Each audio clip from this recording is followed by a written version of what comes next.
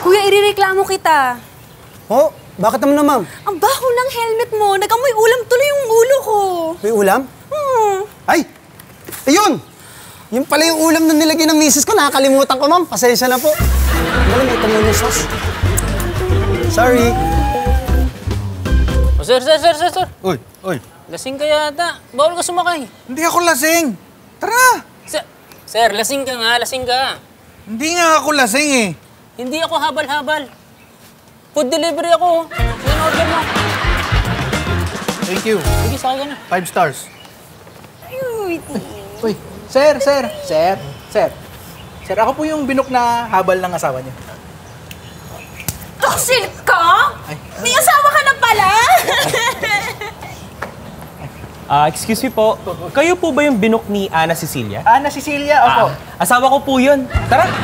Sir, pasensya na, sir, Neto mo, ate! Lista kami.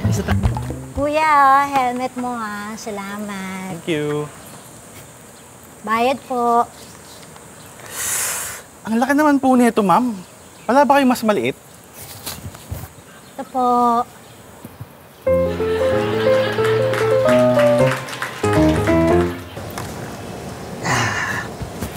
Kuya, Oh, magkano po?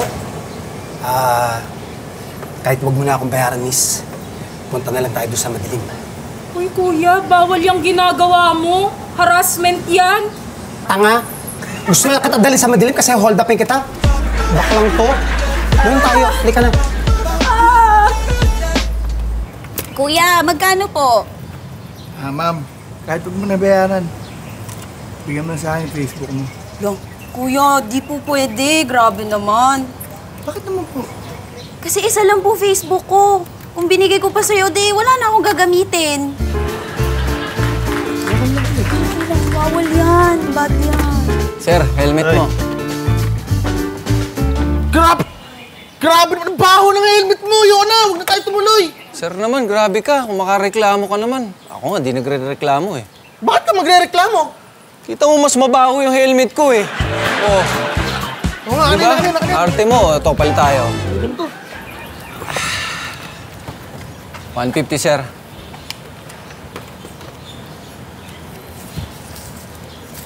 Sir, baka naman pwede niyong dagdagan. Alam mo bang bawal yan? Bawal magpadagdag. Gusto mo i-report kita? Sinasabi mo, gusto mo, ikaw ang i-report ko? At bakit? 150 yung bill mo, 145 lang to. Saan mo pa ako, ha? Sir, baka pwede naman plus 50. Bakit?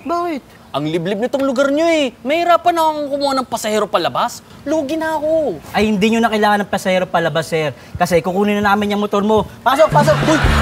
Ito yung bag mo. Akin yung bag. Akin. Sige.